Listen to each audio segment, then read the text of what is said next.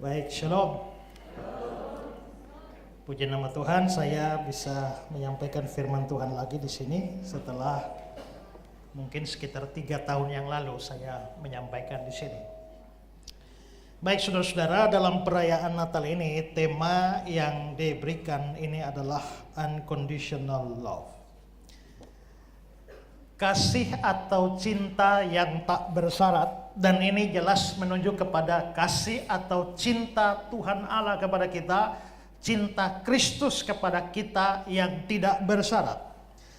Satu kebenaran yang begitu agung dan menggetarkan hati setiap kita adalah bahwa kasih Tuhan kepada kita adalah kasih yang tidak bersyarat. Kasih itu tidak bergantung pada kelayakan kita. Kalau dia mengasihi kita bukan karena kita layak untuk dikasihi. Kalau dia mau menebus kita bukan karena kita layak untuk ditebus. Kemarin dalam satu acara di Jakarta ada acara tanya jawab, lalu ada jemaat yang bertanya, Pak, apakah kita semua ini ada yang layak untuk diselamatkan dan ada yang tidak layak diselamatkan? Tidak. Kita semua adalah orang-orang yang tidak layak diselamatkan. Allah tidak punya kewajiban apa-apa menyelamatkan kita. Dia tidak punya kerugian apa-apa kalau dia tidak menyelamatkan kita. Dia tidak punya keuntungan apa-apa kalau dia menyelamatkan kita. Kalau dia mau menyelamatkan kita, itu semata-mata karena kasihnya, dan kasihnya tidak mencari syarat daripada pihak yang dikasihi. Karena kalau kita menilai diri kita, kita menilai keadaan kita, maka kita semua layak, kita semua memenuhi syarat untuk dibinasakan. Tapi tidak ada satupun yang memenuhi syarat untuk diselamatkan. Sehingga ini adalah kasih karunia yang besar. Nah, saudara-saudara, kepada jemaat di Efesus, Paulus itu menaikkan doa kepada mereka. Dan doa Paulus adalah supaya mereka memahami tentang kasih Kristus yang begitu luar biasa. Tetapi saudara-saudara, waktu Paulus bicara di dalam doa ini, dia mengungkapkan di dalamnya kasih Kristus yang begitu hebat, dan dia berharap supaya jemaat bisa memahaminya. Nah, apa harapan itu dan bagaimana kasih Kristus itu digambarkan? Mari kita lihat Efesus pasal 3 ayat yang ke-18 dan 19. Aku berdoa supaya kamu bersama-sama dengan segala orang kudus dapat memahami betapa lebarnya dan panjangnya dan tingginya dan dalamnya kasih Kristus, dan dapat mengenal kasih itu sekalipun dia melampaui segala pengetahuan. Aku berdoa supaya kamu dipenuhi di dalam seluruh kepenuhan Allah. Nah, saudara-saudara, di sini kita bisa melihat bahwa Paulus dalam doanya dia berharap jemaat Kristen, orang-orang kudus bisa memahami kasih Kristus itu. Dan saudara-saudara, dia lalu merinci kasih Kristus itu seperti apa? Betapa lebarnya dan panjangnya dan tingginya dan dalamnya kasih itu melampaui segala pengetahuan. Nah, apa artinya Paulus mengatakan semua ini? Ada penafsir yang mengatakan bahwa di situ Paulus hanya menggunakan berbagai macam kata untuk menggambarkan hebatnya kasih Allah, betapa besarnya kasih Kristus. Misalnya Albert Barnes dia bilang begini, tampaknya lebih merupakan bahasa hati yang penuh dengan subjek dan terkesan dengan kehebatannya, dan kata-kata itu digunakan menunjukkan dimensi dari kasih itu dan mirip dengan apa yang dimaksudkan jika dia berkata supaya kamu tahu seberapa besar atau seberapa hebat kasih itu. Sang Rasul jelas bermaksud untuk mengungkapkan perasaan yang paling kuat akan keagungan kasih penebus. Jadi menurut Albert Barnes di sini sebenarnya Paulus hanya mau berkata kasih Allah itu begitu hebat, kasih Kristus itu begitu luar biasa, dan itu digambarkan lewat bahasa lebarnya, panjangnya, tingginya, dan dalamnya. Tapi saudara-saudara, Ada lebih banyak penafsir yang melihat bahwa sebenarnya di balik setiap kata itu ada makna tertentu yang mau disampaikan oleh Paulus tentang kasih Kristus. Nah, saya akan mencoba membahas ini satu persatu. Pertama-tama, mari kita lihat betapa lebarnya kasih Kristus. Betapa lebarnya kasih Kristus. Di sini terjemahan baru kita, Alkitab Indonesia, itu bilang betapa lebarnya. Tapi di dalam terjemahan Indonesia sehari-hari dan juga beberapa terjemahan yang lain, dia bilang betapa luasnya. Lihat di dalam terjemahan Indonesia sehari-hari dia bilang betapa luasnya. Maka yang dimaksudkan dengan betapa lebarnya sama arti dengan betapa luasnya. Jadi Paulus mau berkata, kasih Kristus itu begitu luas. Saudara-saudara, kasih Kristus itu begitu luas. Seluas apa? Para penafsir mengaitkan kata-kata ini sebagai ruang lingkup dari jangkauan kasih Tuhan atau kasih Kristus, di mana kasih Kristus itu mencapai seluruh dunia atau seluruh manusia. Ini sejalan dengan Yohanes 3 ayat 16. Karena begitu besar kasih Allah akan dunia ini, maka dunia ini adalah sasaran kasih Allah. Dunia ini adalah objek dari kasih Kristus. Maka saudara-saudara, luas, betapa luasnya kasih Kristus. Maksudnya kasih Kristus itu seluas dunia ini. Jameson, Fawcett, and Brown berkata, luasnya menyiratkan kasih Kristus yang mendunia, merangkul semua orang. Saudara-saudara, ini mungkin bagi kita hal yang umum. Tetapi kalau kita memahami latar belakang pemikiran orang Yahudi terkait dengan ini, maka kita akan melihat betapa hebatnya kasih itu dinyatakan. Karena bangsa Yahudi adalah bangsa yang fanatismenya begitu luar biasa. Bagi mereka, Allah hanya mencintai bangsa mereka. Tuhan hanya mencintai Israel saja. Dan karena itu mereka bersyukur karena mereka diciptakan sebagai orang Yahudi. William Barclay mengatakan bahwa setiap laki-laki Yahudi biasanya berdoa untuk 3 hal. Pertama, terima kasih Tuhan karena Engkau mencipta aku. Yang kedua, terima kasih Tuhan karena Engkau mencipta aku sebagai orang Yahudi dan bukan orang lain. Yang ketiga, karena Engkau cipta aku laki-laki dan bukan perempuan. Tapi saya mau tekankan yang kedua ini. Mereka bersyukur karena mereka dicipta sebagai orang Yahudi. Bagi mereka, bangsa lain itu hanyalah sasaran murka Allah. Mengapa Allah menciptakan bangsa lain? Supaya menjadi kayu bakar di dalam neraka.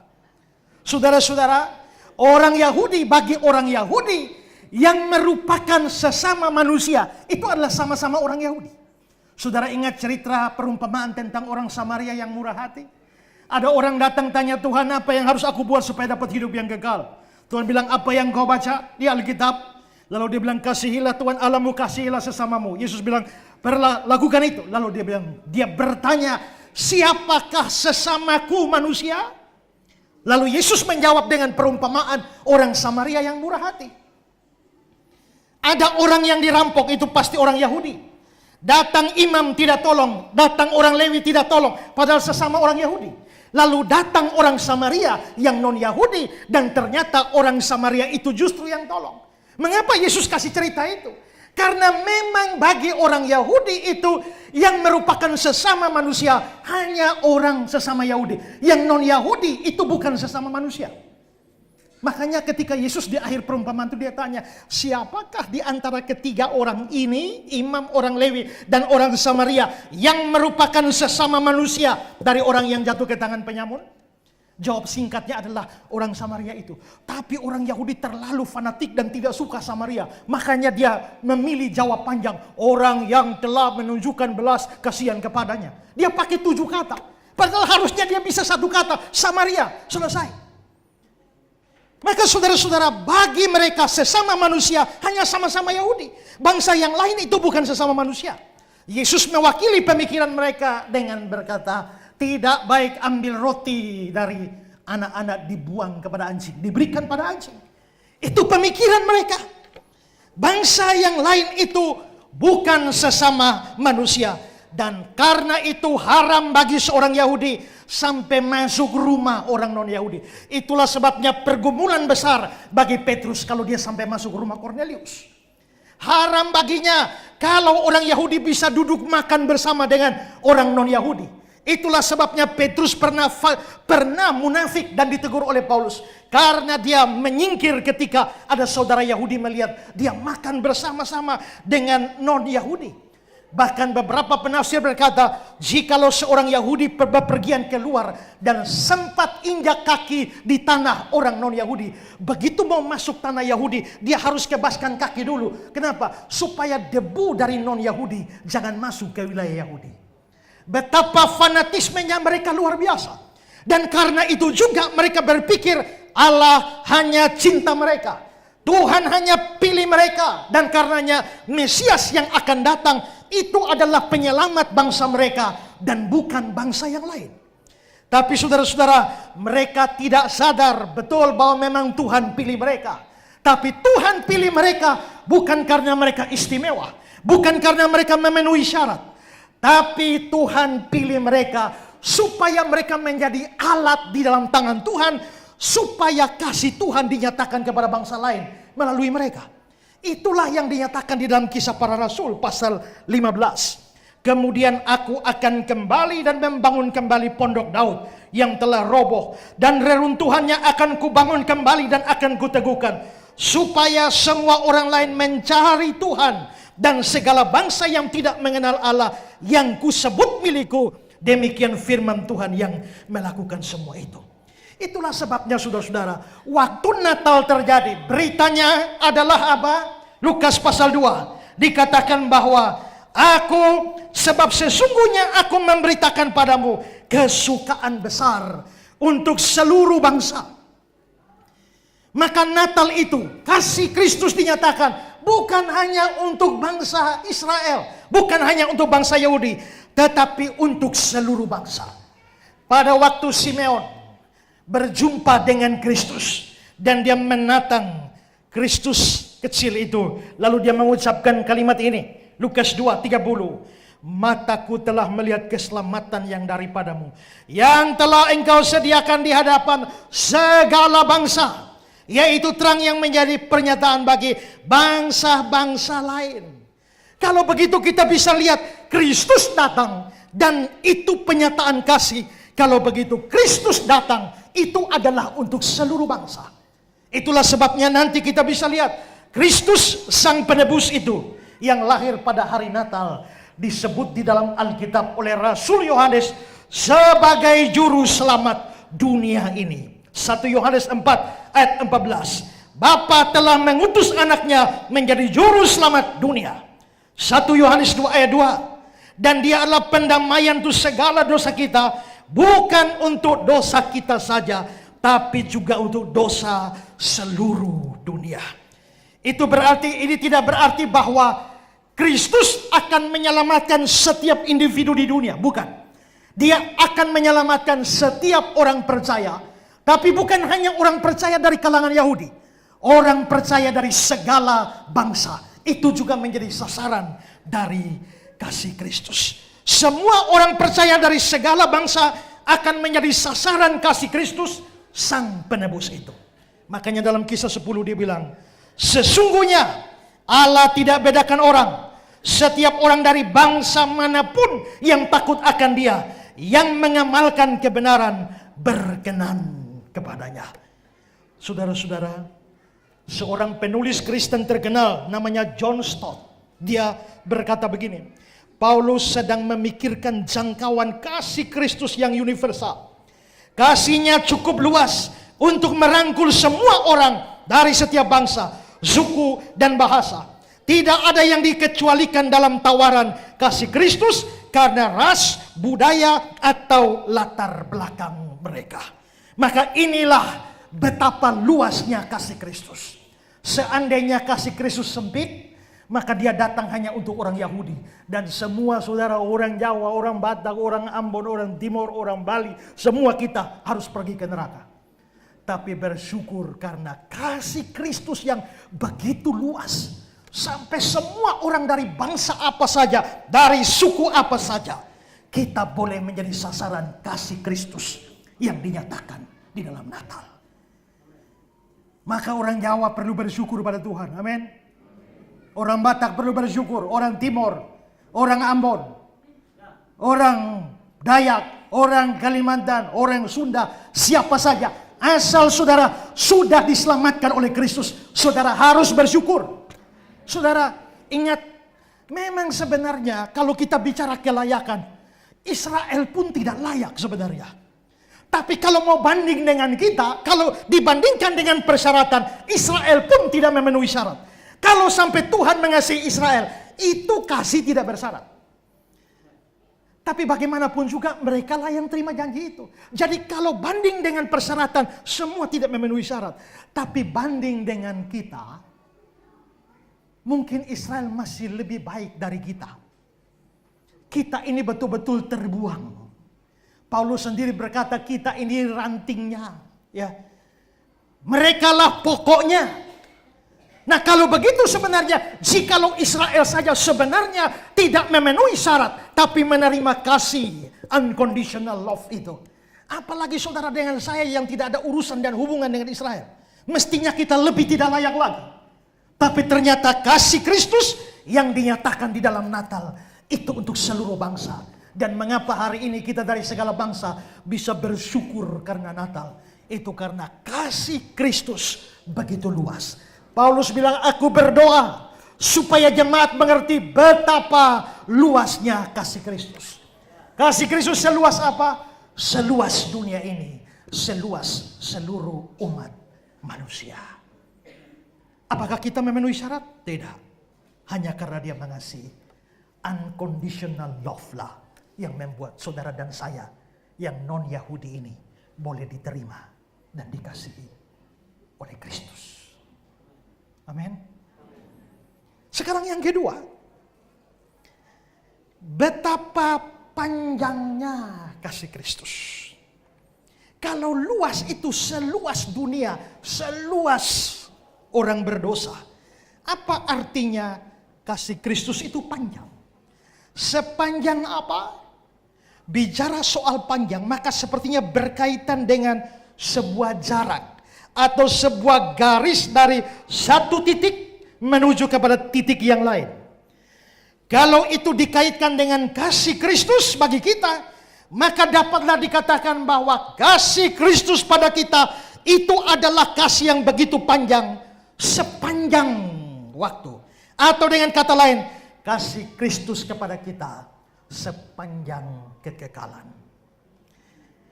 T.B. Baker bilang begini, panjangnya kasih ini mencapai dari kekekalan sampai kekekalan.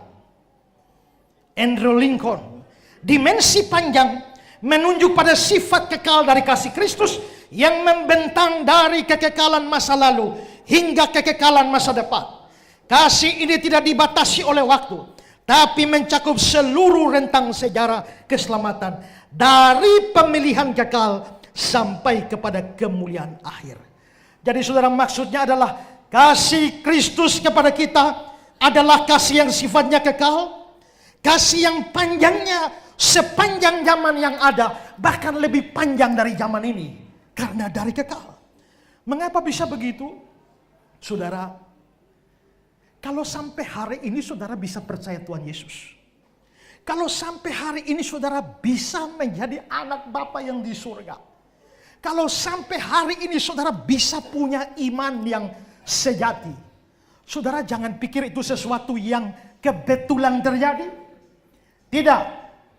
Kalau sampai saudara betul-betul adalah orang percaya di dalam Ordo Salutis, kalau sampai saudara percaya, itu artinya saudara telah dipilih sebelum dunia dijadikan. Makanya bisa percaya. Orang yang tak dipilih tak bisa percaya. Orang yang percaya sebenarnya adalah orang yang telah dipilih sebelum dunia ini ada. Efesus pasal 1. Sebab di dalam Dia Allah telah memilih kita sebelum dunia dijadikan. Bayangkan saudara, Dia sudah memilih saudara sebelum dunia ada.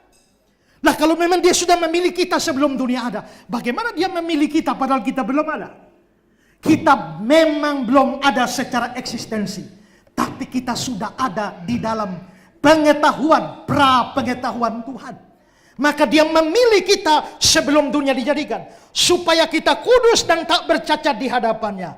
Dalam kasih, dia telah menentukan kita dari semula oleh Yesus Kristus untuk menjadi anak-anaknya sesuai dengan kerelaan kehendaknya. Kalau begitu hari ini saya percaya kepada Kristus. Tapi hari ini saya percaya pada Kristus. Mengapa ini bisa terjadi hari ini? Karena dia telah memilih saya sebelum dunia dijadikan. Karena dia telah mengasihi saya, menentukan saya karena kasih sebelum sejarah ada. Kalau begitu saudara, sejak kapan Tuhan mengasihi saya? Sejak kekekalan sebelum dunia dijadikan. Pada waktu dia sudah mengasihi saya sebelum dunia dijadikan.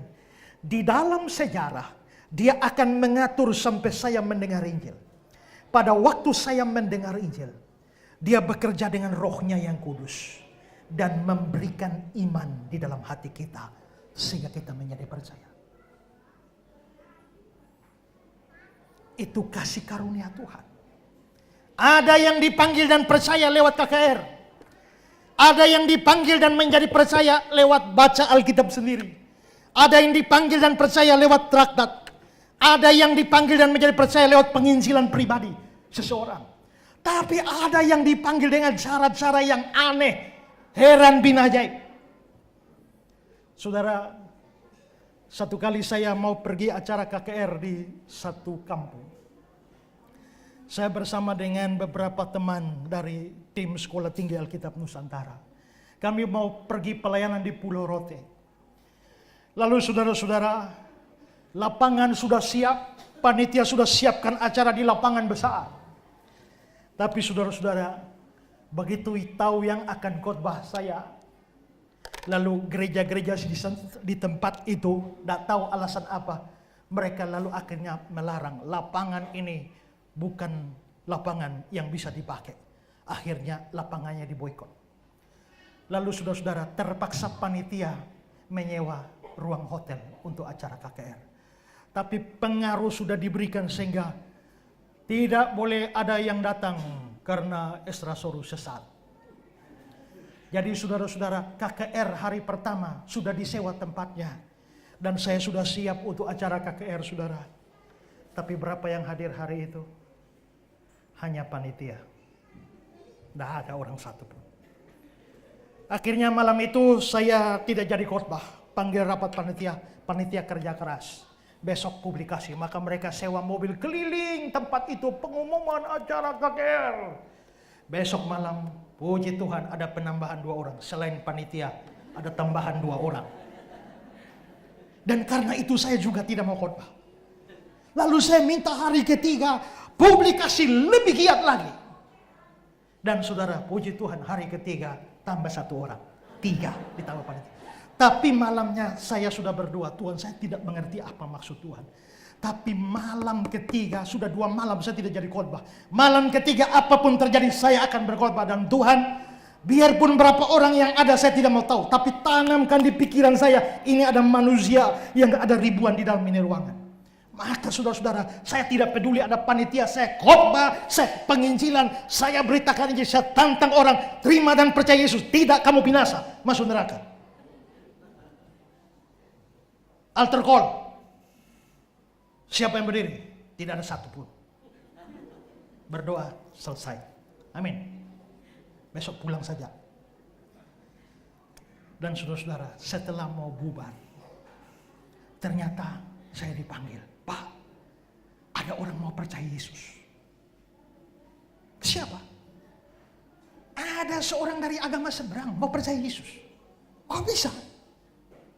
Memangnya dia ikut KKR? Tidak. Dia petugas sound system. Dia baru datang dari Jawa. Ini kerja sama saudaranya di sana. Saudaranya punya usaha sewa sound system. Maka pada hari itu dia hanya kerja saja. Dia mendengar karena harus atur sound system. Dia dengar Injil, dia dengar Injil. Dia rasa tidak enak, dia jalan. Tapi dia tugas harus kembali lagi. Harus kembali. Dan sepanjang saya khotbah itu, dia merasa panas dan tidak tenang. Dan akhirnya setelah acara KKR bubar, dia datang dan serahkan diri, terima Yesus. Hari ini menjadi orang Kristen yang taat di Rotes. Lalu saya sadar, Tuhan, apakah Tuhan bawa saya ke pulau ini hanya untuk satu orang ini? Kalau itu ya, saya bersyukur. Berarti sejak dari hari itu dia percaya Yesus. Tapi dari sudut pandang kekekalan, sebenarnya Tuhan telah mengasihi dia sebelum dunia dijadikan. Dan pada waktu dia menjadi percaya, saudara menjadi percaya, saat itulah kasih dinyatakan. Kamu diberi kuasa menjadi anak-anak Allah. Dan kasih dinyatakan. Titus 3. Nyata kemurahan Allah juru selamat kita dan kasihnya kepada manusia pada waktu dia telah menyelamatkan kita. Maka saudara, saya dikasihi sebelum dunia dijadikan. Pada saat saya percaya, saya dikasihi. Lalu saya dikasihi sampai kapan? Yeremia 31. Aku mengasihi engkau dengan kasih yang kekal, sebab aku melanjutkan kasih setiamu. Aku akan melanjutkan kasih setiaku. Berarti kalau melanjutkan ini, melanjutkan ke depan. Yohanes pasal 13. Sama seperti dia senantiasa mengasihi murid-muridnya, demikian sekarang dia mengasihi mereka sampai kesudahannya. Kalau begitu, kasih Kristus itu sudah dimulai di kesana. Pada saat ini dia menyatakan kasihnya dan sampai kesudahannya, dari kekal sampai kekal dia tetap mengasihi kita. Saudara-saudara, waktu kita sudah percaya, apakah kita selalu menjadi anak yang taat? Tidak. Bahkan seringkali kita berbuat dosa dan menyakiti hati penebus kita. Kita seringkali tidak taat, seringkali kita melanggar. Dan pada waktu kita menjadi anak yang nakal, dia akan memilih menghajar kita. Tapi apa dasarnya dia menghajar kita? Wahyu pasal 3:19. Barang siapa kukasihi, ia kutegor dan kuhajar. Berarti dia bisa hajar kita, dia bisa tegur kita, dia bisa pukul kita, tapi dasarnya kasih. Ibrani 12 ayat 6. Karena Tuhan menghajar orang-orang yang dikasihinya dan dia menyesah orang yang diakuinya sebagai anak. Saudara bayangkan, sebelum dunia dijadikan dia mengasihi engkau. Pada waktu engkau percaya dia mengasihi engkau. Pada waktu engkau berdosa dia menghajar engkau tapi mengasihi. Dan dia mengasihi sampai seterusnya, sampai kesudahannya. Kalau begitu saudara lihat betapa panjangnya kasih Kristus buat kamu. Dari kekal sampai kekal. Dosa kita bahkan tidak bisa menghabiskan kasih dia kepada kita. Alexander McLaren bilang begini, berapa panjangkah kasih Kristus? Ini salah satu ukurannya. Betapapun panjangnya dosaku, kasih itu membentang melampaui semua itu.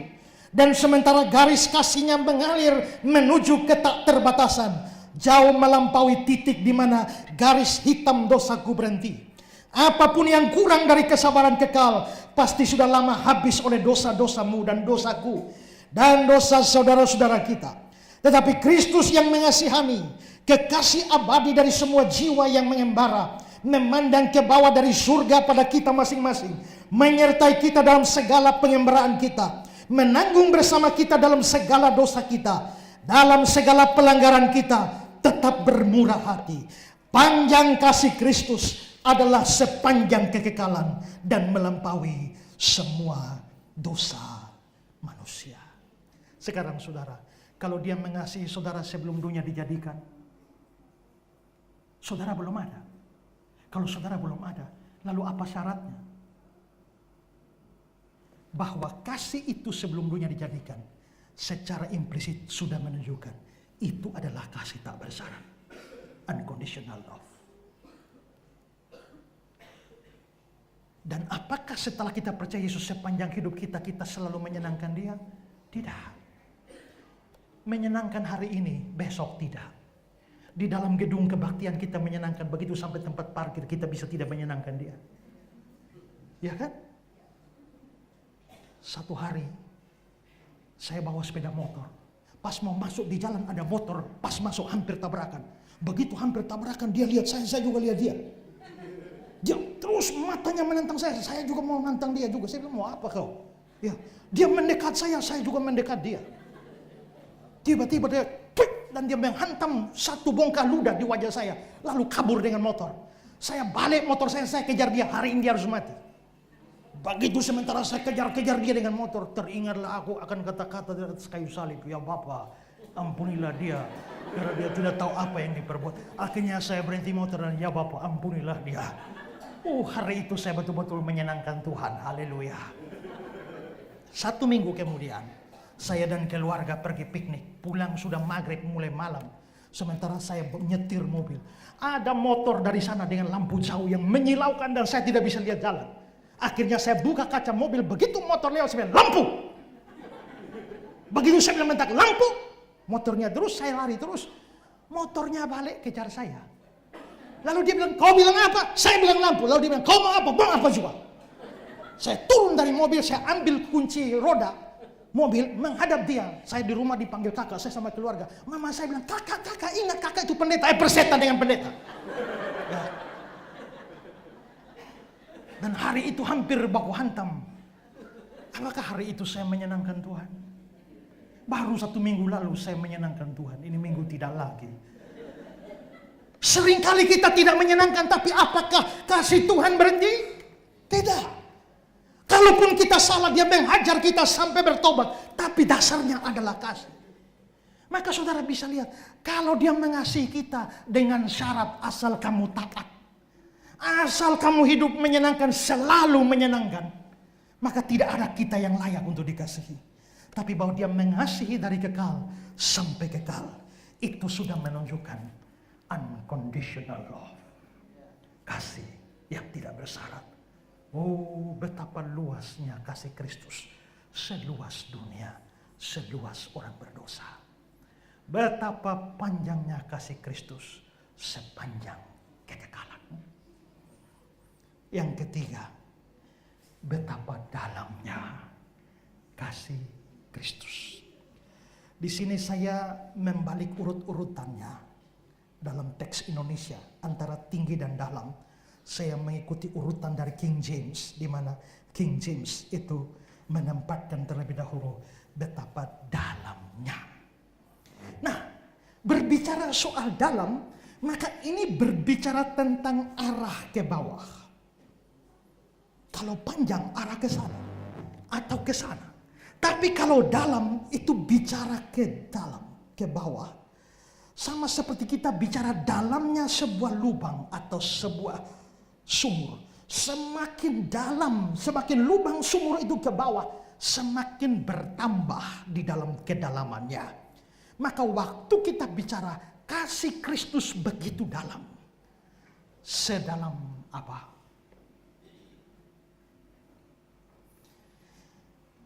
Matthew Henry bilang begini, dalamnya sampai mencapai keadaan yang paling rendah, yang ditujukan untuk menyelamatkan orang-orang yang sudah terjerumus ke kedalaman dosa dan sengsara. O'Brien bilang, kedalaman menunjuk pada kasih Kristus yang mampu menjangkau hingga titik terendah dari degradasi moral dan kebinasaan spiritual manusia. Tidak ada kedalaman dosa yang terlalu dalam sehingga kasih Kristus tidak dapat turun untuk menyelamatkannya. Kalau begitu kasih Kristus begitu dalam. Sedalam apa? Sedalam kejatuhan manusia di dalam dosa. Manusia berdosa seolah-olah sedang jatuh ke dalam sebuah lubang yang sangat dalam. Sebagai gambaran kondisi yang sangat-sangat berdosa. Dan selain itu, konsekuensi dosa, yakni maut atau kematian atau kebinasaan juga digambarkan di dalam kitab suci sebagai lubang. Lubang maut, lubang kubur, lubang kebinasaan. Itu yang digambarkan kitab suci. Tapi sekalipun demikian, dikatakan bahwa kasih Kristus itu begitu dalam. Artinya adalah bahwa kasih itu bisa mencapai orang berdosa, kejatuhan orang berdosa yang paling dalam sekalipun. kasih Kristus bisa capai itu. Tidak ada orang yang jatuh begitu dalam sampai kasih Kristus tidak bisa mencapai dasar untuk mengangkat orang itu. Ambil contoh Paulus. Dia adalah orang yang sangat berdosa di hadapan Tuhan. Bahkan dia menganggap dirinya paling berdosa dari antara semua orang berdosa. Dalam 1 Timotius 1, 15-16. Di antara mereka, akulah yang paling berdosa. Diriku ini sebagai orang yang paling berdosa. Dengan kata lain, Paulus mau berkata, dialah yang sedang berada pada titik rohani yang paling rendah, paling dalam, yang bisa dipikirkan seorang manusia berdosa. Meskipun begitu saudara, kasih Kristus begitu dalam, dapat menyentuh dia yang paling berdosa. Coba lihat kata-kata lengkap Paulus, 1 Timotius 1, 15-16. Perkataan ini benar dan patut diterima sepenuhnya. Kristus Yesus datang ke dunia untuk menyelamatkan orang berdosa. Dan di antara mereka akulah yang paling berdosa. Tapi justru karena itu aku dikasihani. Ini kasih. Kasih kepada orang yang paling berdosa. Agar dalam diriku sebagai orang yang paling berdosa, Yesus Kristus menunjukkan seluruh kesabarannya. Seolah-olah Paulus itu ada dalam lubang dosa yang terdalam. Tapi ternyata kasih Kristus begitu dalam dan bisa mencapai lubang terdalam itu. Dan di bagian akhir dari ayat 16, Paulus bilang, dengan demikian aku menjadi contoh bagi mereka yang kemudian percaya. Apa maksudnya? Aku menjadi contoh. Maksudnya begini, aku ini yang paling berdosa, tapi Kristus mengasihi aku. Sekarang aku jadi contoh. Kalau kamu berdosa sehebat apapun seperti aku, percayalah, Kristus mengasihi kamu. Aku jadi contoh. Jikalau aku yang paling berdosa saja dikasihani Kristus, seandainya dosamu tidak sedalam aku, kenapa Kristus, kasih Kristus tidak mencapai engkau? Orang berdosa juga ada dalam ancaman maut. Kebinasaan yang digambarkan sebagai lubang yang sangat dalam. Yesaya 38 ayat 17, engkaulah yang mencegah jiwaku dari lubang kebinasaan. Mazmur 103, dia yang menebus hidupmu dari lubang kubur. Kejatuhan dalam dosa dianggap sebagai lubang binasa, lubang maut, lubang kubur. Tapi dia menebus hidupmu. T.B. Baker bilang, kedalaman kasih ini terlihat dalam membangkitkan pendosa dari penghukuman dan neraka. Atau Hages bilang, kedalaman kasih Kristus membawa kita pada kebenaran yang mengagumkan ini. Tidak peduli seberapa dalam seorang telah jatuh ke dalam dosa, kasih Kristus lebih dalam lagi. Tidak ada jurang moral yang terlalu dalam sehingga kasihnya tidak dapat mencapainya. Karena itu tidak boleh ada satu orang pun di antara kita merasa terlalu berdosa sampai tidak layak untuk dijangkau oleh Kristus. Memang sebenarnya kita tidak layak, tapi karena kasih-Nya yang melayakkan kita. Jikalau orang seperti Paulus yang paling berdosa dapat diselamatkan, maka dia dapat menyelamatkan setiap kita. Ingatlah, sedalam apapun engkau telah jatuh, sebesar apapun dosamu, semerah apapun dosamu, kasih Kristus mencapainya.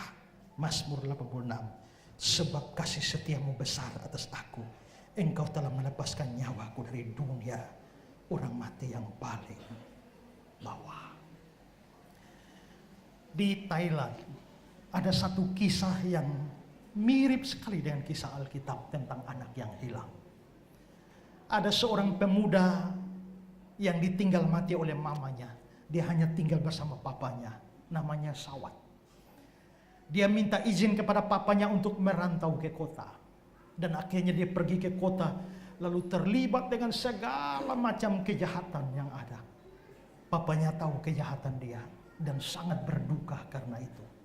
Bertahun-tahun dia hidup dalam kejahatan yang besar, sampai akhirnya dia bertobat. dia mau berhenti. Tapi dia ragu, apakah setelah seluruh kejahatan yang dia buat, apakah papanya mau menerima dia kembali? Akhirnya sebelum dia pulang, dia bikin surat pada papanya.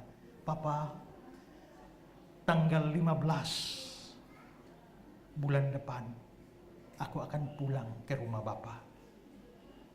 Aku akan lewat dengan kereta api yang melewati depan rumah kita. Tapi setelah semua dosa yang kuperbuat, aku tidak tahu apakah Bapak mau menerimaku kembali atau tidak. Bapak, di depan rumah kita berdiri sebuah pohon cemara yang tinggi. Pada tanggal 15 bulan depan, saya akan lewat dengan kereta api. Kalau nanti saya lihat di pohon itu bergantung selembar kain putih seperti bendera, saya tahu Bapak mengampuni saya. Saya akan turun dan menemui Bapak. Tapi kalau saya lewat di depan rumah itu dan tidak ada selembar kain putih di sana, aku tahu Bapak tidak menerimaku. Dan aku akan terus pergi dengan kereta dan tak akan kembali lagi. Tiba tanggal yang ditentukan, dia dengan kereta bersama temannya pulang. Beberapa kilo sebelum kereta lewat depannya, dia sudah ketakutan. Dan dia tidak yakin papanya menerima dia atau tidak. Dan ketika hampir di depan, kereta hampir di depan rumahnya, dia hanya menutup mata dan tidak membukanya. Dia menyuruh temannya, perhatikan baik-baik. Di pohon cemara di depan rumah, ada kain putih tergantung di sana, seperti bendera atau tidak. Dan dalam waktu yang dia perkirakan itu lewat depan rumahnya, temannya pukul pundaknya dan dia berkata, kawan, di pohon cemara itu tidak ada kain putih yang berkibar.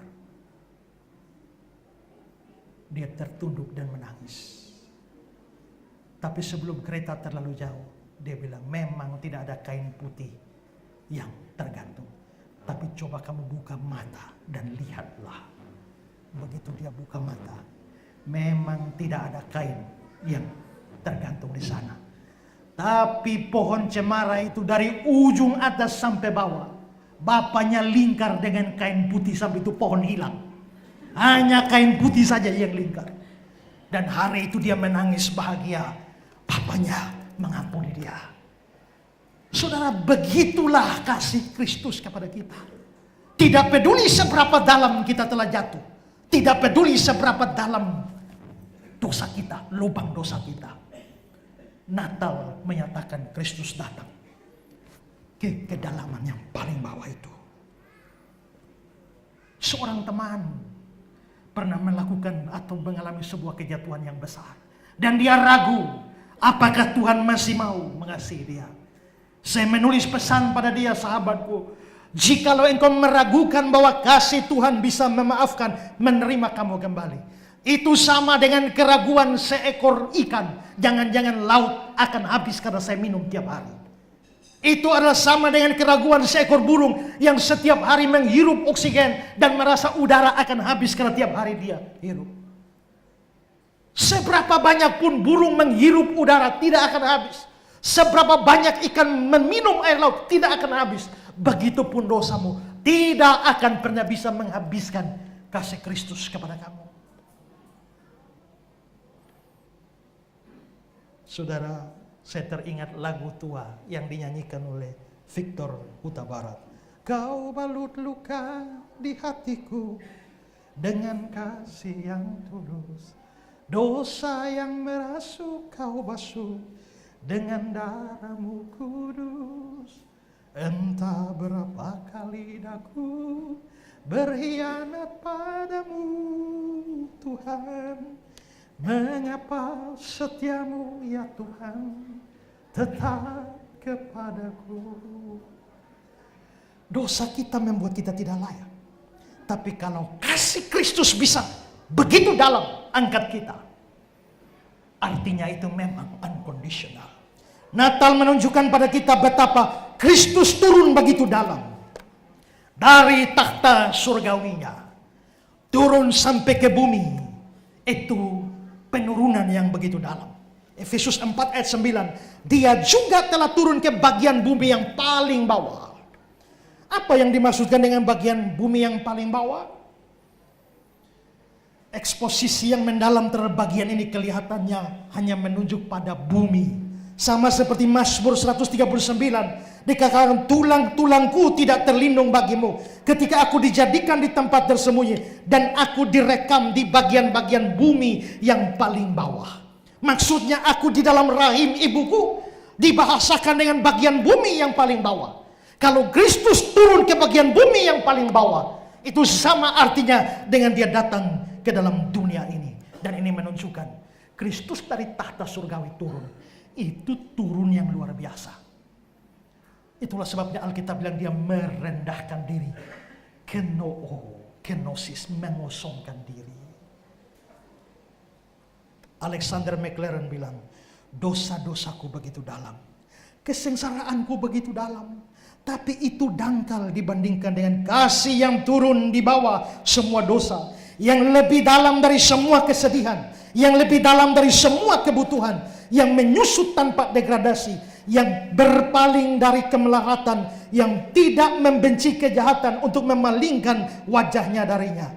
Nafsu paling murni dari kebajikan manusia tidak bisa tidak kadang-kadang menyadari rasa jijik yang bercampur dengan belas kasihan dan usahanya. Tapi Kristus turun. Betapapun jauh jiwa manusia telah turun ke dalam jurang kemerosotan, di bawahnya ada lengan-lengan abadi, dan di bawahnya ada kasih Kristus. Ketika lubang batu bara tersumbat oleh ledakan, tidak ada pihak penyelamat yang berani turun ke kedalaman terendah dari kegelapan beracun sampai ada ventilasi di sana. Tetapi Kristus yang pengasih ini turun ke atmosfer yang paling pekat, paling berbahaya, berbau dosa dan korupsi, dan mengulurkan tangan penyelamat kepada korban yang paling hina dan paling bawah. Kalau melihat dosa kita begitu besar, adakah syarat kita untuk dikasihi? Pasti tidak. Tapi kenapa dia mengasihi? Unconditional love. Terakhir, betapa tingginya kasih Kristus. Kalau luas seluas dunia, kalau panjang sepanjang kekekalan, kalau dalam sedalam kejatuhan kita, lalu kalau tinggi apa? Tinggi di sini berbicara jarak ke atas. Seperti sebuah menara, seperti sebuah gedung menjulang ke langit. Ini adalah kebalikan dari kedalaman. Jadi kasih Kristus bukan hanya dalam, tapi tinggi. Apa artinya? Tadi saya sudah jelaskan bahwa kasih begitu dalam, sedalam kejatuhan manusia. Tapi rupanya kasih itu yang bisa begitu dalam mencapai orang berdosa, paling berdosa. Dari kasih itu bisa mengangkat orang berdosa yang paling dalam untuk pergi ke tempat yang paling tinggi. Rupanya kasih Kristus mengangkat seorang berdosa dari lubang kebinasaan. Bukan hanya untuk menyelamatkan orang itu dari kebinasaan, tapi membawa orang itu sampai dengan kemuliaan surgawi. Coba saudara perhatikan Yohanes 3:16. Karena begitu besar kasih Allah akan dunia ini, sehingga dia mengaruniakan anaknya yang tunggal, supaya setiap orang yang percaya kepadanya tidak binasa. Jikalau dia bikin kita tidak binasa, itu sama dengan dia mengangkat kita dari lubang. Tapi bukan hanya tidak binasa, melainkan beroleh hidup yang kekal. Ini sama dengan membawa kita ke atas, membawa kita ke langit, membawa kita ke surga. Kasih itu membawa kita naik dari titik terendah ke titik tertinggi. Kita bandingkan dengan Roma pasal 8:21. Akan memerdekakan dari perbudakan kebinasaan. Itu berarti mengangkat dari lubang. Dan masuk ke dalam kemerdekaan kemuliaan anak-anak Allah. Ini membawa ke atas, ke langit, ke surga. Mazmur 40 ayat 3. Dia mengangkat aku dari lubang kebinasaan, dari lumpur rawa. Tapi tidak sampai di situ. Dia menempatkan kakiku di atas bukit batu. Maka kasih Kristus bukan hanya angkat kita dari bagian yang paling bawah, tapi membawa kita pada bagian yang paling tinggi. Maka saudara-saudara, kasih Kristus ini akan memuliakan orang berdosa yang diselamatkan. Matthew Henry bilang tingginya adalah kesanggupan kasih itu untuk mengangkat kita ke atas dan menganugerahi kita dengan kebahagiaan dan kemuliaan surgawi. Becker bilang puncak dari kasih ini terdiri dari membuat orang berdosa menjadi ahli waris Allah dan akhirnya membawa mereka ke dalam kemuliaan. Mazmur 73, kemudian engkau mengangkat aku ke dalam kemuliaan. Sebagai orang berdosa, kita tidak layak diangkat dari lubang yang dalam itu. Tapi kasih Kristus mengangkat kita dari sana. Diangkat dari lubang saja tidak layak, apalagi dibawa ke atas. Kita lebih tidak layak lagi. Kita tidak memiliki kualifikasi untuk diangkat ke tempat yang tinggi. Tapi itulah yang dilakukan kasih Kristus. Alexander McLaren berkata, Dia telah datang untuk mengangkat kita kepadanya. Dan inilah ketinggian kasihnya yang menopang kita. Jika kita mau naik dan naik untuk duduk di atas tahta di mana Dia sendiri bertahta. Itulah tingginya kasih Allah. Natal memberitahu kita ada kasih yang begitu hebat. Ada kasih yang begitu luas. Ada kasih yang begitu panjang. Ada kasih yang begitu dalam. Ada kasih yang begitu tinggi. Dan kasih itu kasih Kristus. Dan menariknya, dalam kesemuanya kita tidak memenuhi syarat apa-apa. Kalau begitu, kasih itu adalah unconditional love. Itulah Natal. Kristus datang ke dalam dunia ini untuk semua orang, termasuk saudara. Maka saudara adalah sasaran dari luasnya kasih Kristus. Dia datang ke dalam dunia ini karena Dia mengasihi saudara. Sebelum dunia dijadikan, bahkan sampai kesudahan, saudara adalah sasaran dari panjangnya kasih Kristus. Dia datang ke dalam dunia untuk menebus orang berdosa macam saya dan saudara. Maka kita adalah sasaran dari kedalaman kasih Kristus. Dan Dia bukan hanya mengangkat kita, menyelamatkan dari lubang. Dia membawa kita pada kemuliaan surgawi. Maka kita adalah sasaran dari betapa tingginya kasih Kristus. Saya kutip kata-kata Snodgrass.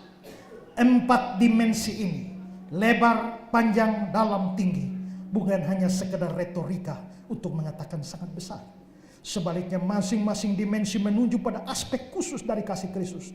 Luasnya mencakup semua bangsa, panjangnya mencakup seluruh sejarah keselamatan, kedalamannya menjangkau hingga dosa terdalam, ketinggiannya membawa kita ke dalam kemuliaan surgawi. Dapatkah saudara membayangkan kasih seperti apakah ini? Adakah pengalaman kita pernah mendapati kasih seperti ini?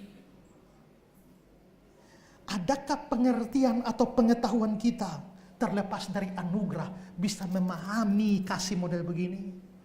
Tidak. Kecuali anugerah. Itulah sebabnya Paulus bilang, Efesus 3:18-19, khusus di ayat 19, kasih itu melampaui segala pengetahuan. Di Natal, kasih ini, unconditional love ini dinyatakan. Tapi pertanyaannya adalah, kalau kasih itu dinyatakan, adakah hati yang terbuka untuk kasih itu? Ada orang pernah tanya saya, Pak, kenapa sampai Tuhan harus melemparkan orang ke dalam neraka selama-lamanya? Saya bilang, kalau kita sudah berdosa dengan dosa yang begitu besar, dan kalau Allah sudah memberikan korban yang begitu besar, anaknya, anak tunggalnya, anaknya yang dikasihi untuk mati dan menebus, kalau Dia sudah memberikan kasih yang terbesar, maka ketika ada penolakan terhadap itu penolakan yang terbesar. Dan penolakan yang terbesar layak diganjar dengan hukuman yang terbesar. Kasih sudah dinyatakan di dalam Natal, tapi maukah saudara menerimanya? Malam ini katakan, Tuhan, unconditional love sudah dinyatakan dalam Natal, dan aku mau menerimanya. Tuhan memberkati kita. Mari kita tundukkan kepala kita.